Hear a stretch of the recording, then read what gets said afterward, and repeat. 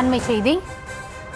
நெல்லையில் நடைபெற்ற கவின் ஆணவ கொலை வழக்கில் கைதான சுர்ஜித் மீது குண்டாஸ் பாய்ந்திருக்கிறது. குண்டர் தடுப்பு சட்டத்தின் கீழாக நடவடிக்கை எடுக்கப்பட்டிருக்கிறது. நெல்லை மாநகர காவல் ஆணையர் இது குறித்தான நடவடிக்கை மேற்கொண்டிருக்கிறார். விரிவான விவரங்களோடு இணைகிறார் எம்முடைய செய்தியாளர் ராஜா.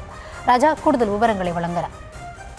வணக்கம். திருநெல்வேலி கேட்டுசிங்கூர் பகுதியில் ஜூலை 27ஆம் தேதி தூத்துக்குடி ஆறுமுகமங்கலத்தைச் சேர்ந்த ஐடி ஊழியர் கவின் என்பவரை நெல்லை பாளையங்கோட்டையைச் சேர்ந்த சுர்ஜித் என்ற வாலிபர் தனது அக்காவுடன் ஆன காதலை கைவிட வலியுறுத்தி ஓட விரட்டி அறிவாளால் வெட்டி கொலை செய்தார்.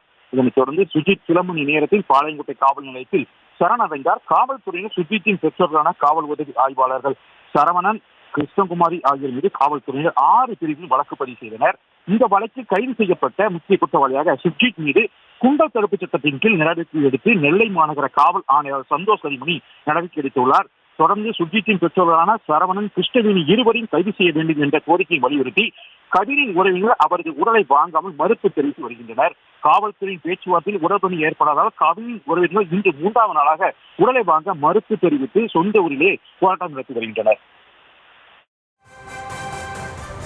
விவரங்களுக்கு நன்றி ராஜா.